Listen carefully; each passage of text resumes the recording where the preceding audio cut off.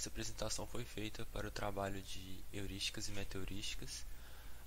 O grupo é composto por 4 integrantes: eu, Flávio Lúcio, Luiz Felipe, Marcos Vinícius e o Matheus Thiago. A gente vai falar sobre Variable Neighborhood Search para o problema de Job Shop Scheduling.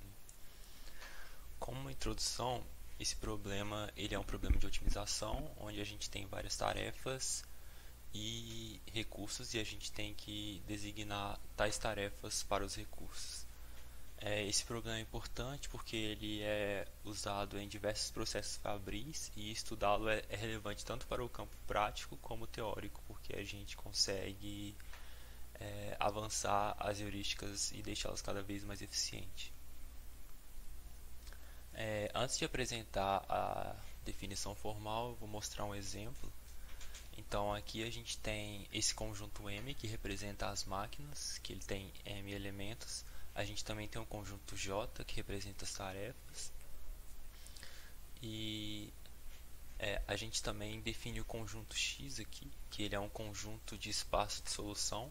Então cada elemento desse conjunto X, que a gente denomina de X minúsculo, ele é dessa forma, uma matriz de N por M, onde na coluna a gente tem as máquinas e nas linhas a gente tem as tarefas. Então nessa coluna 1 a gente está representando as tarefas que estão sendo realizadas na máquina 1 e da mesma forma na coluna 2 a gente tem na máquina 2. Então para a máquina 1 ela primeiro realiza a tarefa 1, depois realiza a tarefa 2 e a 3. Para a máquina 2 a gente tem a tarefa 2, depois a 3, depois a 1. A ordem dessa execução ela é importante nesse caso. Também a gente define uma função de custo que ela mapeia um elemento desse conjunto de soluções para um natural, que pode ser interpretado como tempo total de processamento. E o problema do Job Shop Scheduling se resume a encontrar um elemento desse conjunto de soluções tal que o custo desse elemento seja mínimo. Aqui está a definição formal do problema e basicamente é quase a mesma coisa que a gente falou no exemplo anterior, só um pouco mais formal. E agora a gente vai falar um pouquinho mais sobre os trabalhos relacionados. Bom, pessoal, vamos falar agora dos trabalhos relacionados, começando por esse que foi justamente o nosso baseline. Ele é o Variable Neighborhood Search for Job Shop Scheduling Problems, e ele é muito interessante por tratar de usar algumas variantes do VNS para a resolução de problemas de Job Shop Scheduling. Ele é muito bom porque apresenta todas as etapas do processo de criação e tudo mais, e também apresenta as diferenças entre essas heurísticas que ele utilizou e mostrando os resultados. Se tratando de resultados, ele é muito bom porque ele faz vários testes com os cases da literatura e também compara com outras soluções de outras meta-heurísticas.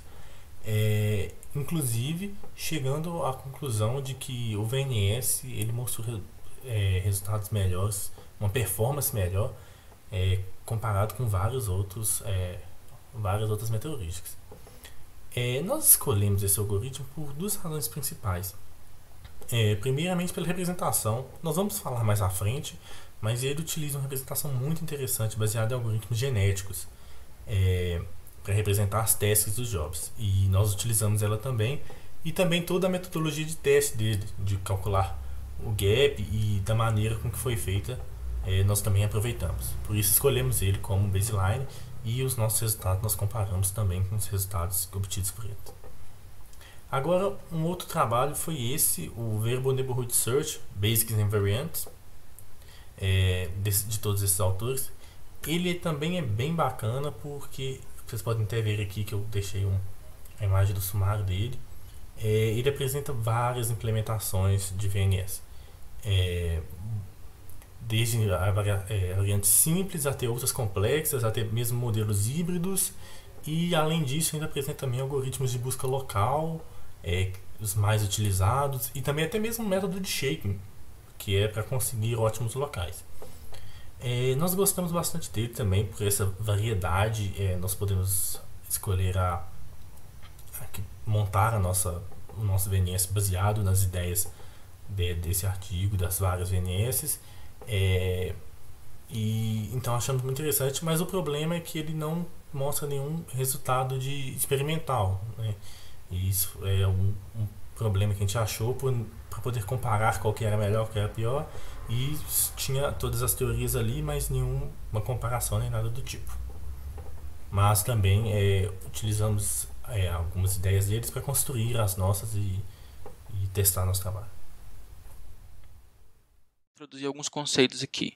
Introduzindo então o conceito de vizinhança. Seja S, X, X' e F, respectivamente, o conjunto de soluções, o conjunto de soluções factíveis e uma solução factível e uma função objetivo, N aplicada em X será uma estrutura de vizinhança dada uma solução X. E essa função N ela vai ter imagem de forma que ela vai mapear um elemento do conjunto X, de soluções factíveis, para um elemento dentro do conjunto potência de X. Ou seja, ela vai mapear uma solução factível para um conjunto de soluções factíveis. Geralmente, uma vizinhança n em x é definida relativa a uma métrica introduzida no conjunto solução S, tal que n em x vai ser igual a todo y existente em x, tal que x e y aplicado numa função delta seja menor ou igual a um parâmetro alfa. Esse parâmetro alfa tem que ser um número positivo. Essa função delta é uma função quase métrica, que vai mapear essa métrica introduzida no problema. O Variable Neighborhood Descent.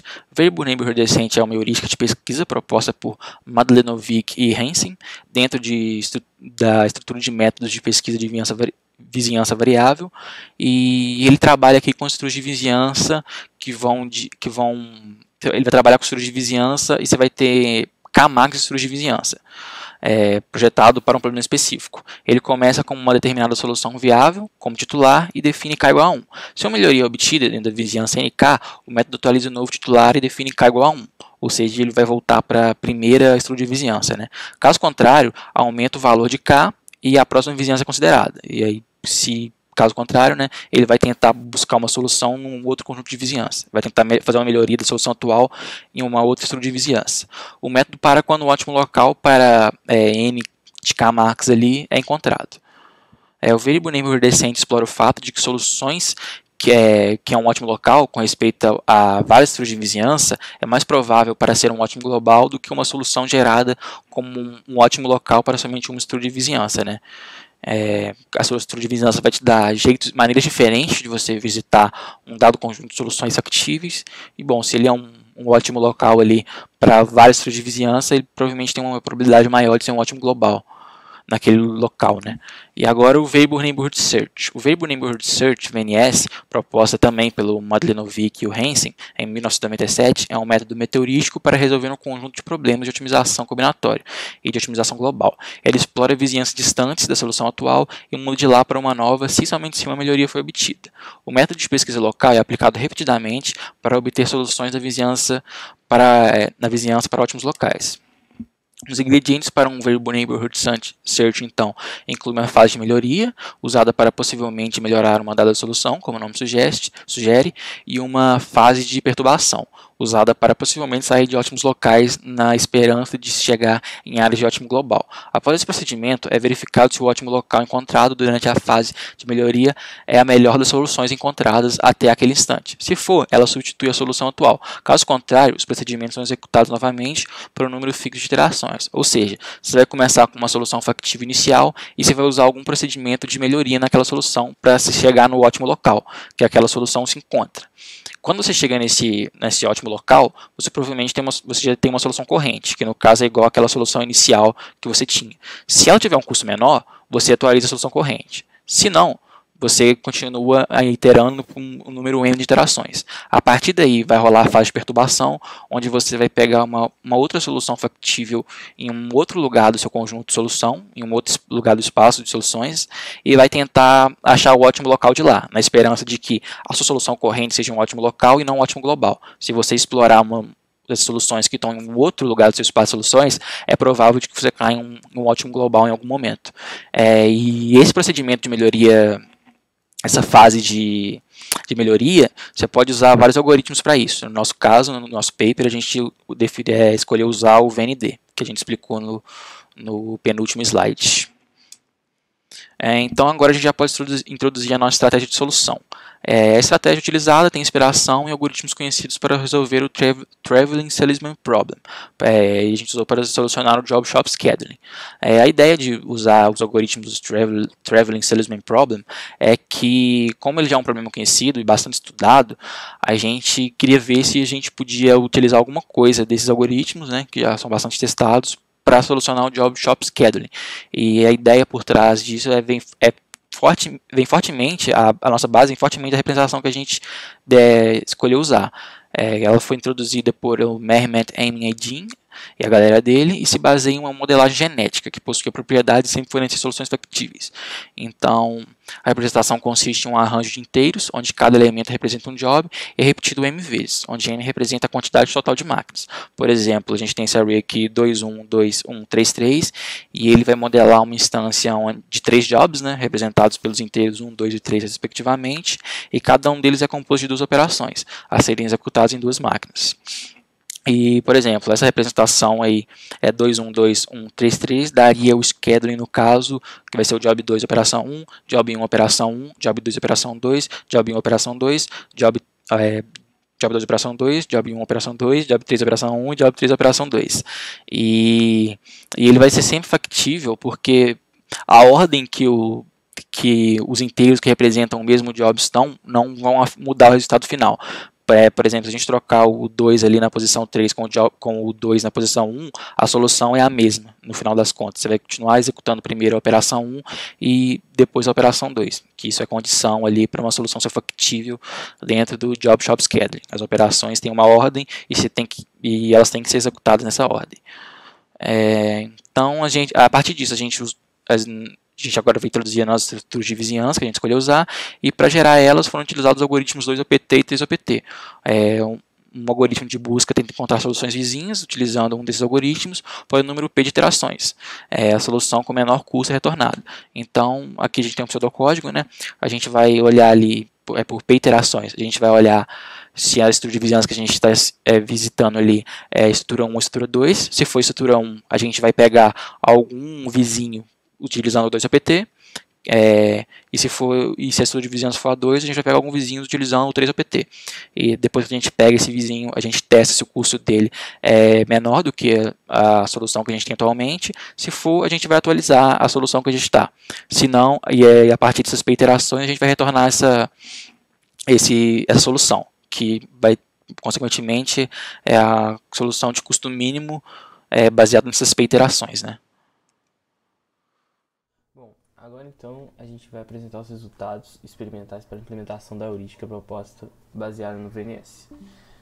Desse modo a gente vai conseguir esclarecer a eficiência das implementações, vamos ver se ela é boa ou ruim, e falar um pouco da métrica que a gente utilizou, que foi o RPE, que é a porcentagem relativa do índice de erro, e ela pode ser calculada por meio dessa fórmula aí, BT menos APT sobre APT vezes 100, em que BT é a solução encontrada com o nosso algoritmo, né? E OPT é a solução ótima. Bom, falando um pouco só do ambiente rapidão, o software ele foi escrito em C++, e é executado em um computador com processador Intel Core i7, 1.8 GHz e 16 GB de memória. O conjunto das instâncias que a gente utilizou, ele é o JSLib, e ele é bastante usado na literatura já, então isso ajuda porque a gente consegue comparar os resultados dos algoritmos implementados diretamente com os presentes na literatura. Bom, então os nossos primeiros testes foram conduzidos ao longo dessas 10 instâncias que vocês estão vendo aí nessa tabela, e elas são instâncias de dificuldade médio e, na verdade, fáceis e difíceis. O nosso RPL foi bom, ele teve uma média de 7,52%, que é relativamente bom, não é muito bom, mas é relativamente bom. E isso pode ser explicado pelo fato das instâncias não possuírem um número muito elevado de jobs e machines. Então, dessa forma, o algoritmo ele consegue percorrer uma grande extensão das soluções ao longo do número de iterações que são constantes. E aí a gente consegue obter um RPE bom. Bom, já nessa próxima figura, a gente tem agora o algoritmo sendo executado com instâncias difíceis e muito difíceis do problema do Job Shop Scheduling, e a gente consegue ver aí os resultados da execução do algoritmo. Também, nessa tabela, a gente consegue ver os resultados de alguns algoritmos semelhantes que resolvem o mesmo problema, que é o algoritmo do GRASP, o HGA, que é o algoritmo genético híbrido, o TSSB, que é o Tabu Search, e o VNS. Se voltar aqui na tabela, a gente vai perceber que a eficiência do nosso algoritmo ela não foi muito boa nessas instâncias difíceis e muito difíceis, chegando a uma média de 26,77%. Bom, pessoal, passando agora para a conclusão, o problema de Job Shop Scheduling vem sendo estudado há muito tempo, possuindo diversos métodos tanto para a representação como para a resolução dos problemas dele. Nesse artigo, no nosso trabalho, nós testamos nosso VNS com as nossas estruturas de vizinhança sobre diversos testes da literatura. E para instâncias menores, nós obtivemos até bons resultados, um bom RPE, que vai indicar para a gente uma boa eficiência. Mas para instâncias maiores não foi bem esse o caso. Quando a gente comparou com os resultados do nosso baseline, a gente não conseguiu desenvolver uma heurística melhor com relação única e exclusivamente a custo das soluções. Isso tem alguns motivos, uns já foram até ditos anteriormente, mas revendo eles aqui. Pode ter algumas razões, como por exemplo a estrutura de vizinhança, que a gente apenas está trocando as testes de lugar, não rearranjando o resto do fluxo, não fazendo alguma coisa sobre ele. No próprio 2OPT, para o TSP, não é simplesmente trocar duas cidades de lugar, tem todo um rearranjo. Mesmo que seja pequeno, tem um rearranjo e nós não lidamos aqui. Então, esse pode ser um motivo. Um outro motivo, porém, pode ser a própria adaptação de uma técnica para o TSP direto para o Job Shop Schedule. Nós sabemos que o Job Shop Schedule é um caso geral do TSP, isso já foi dito, mas justamente por isso que isso pode não ser uma boa opção, porque por ser um caso mais geral, às vezes tem outros detalhes que nós não abrangemos. Mas justamente por isso que para trabalhos futuros nós vamos analisar essas diferenças a fundo para ver se deixamos alguma coisa escapar, algo do tipo, e reavaliar nossas estratégias. Bom, pessoal, é isso. Obrigado por ter acompanhado até aqui. Todas as nossas referências estão no nosso artigo. E é isso. Muito obrigado.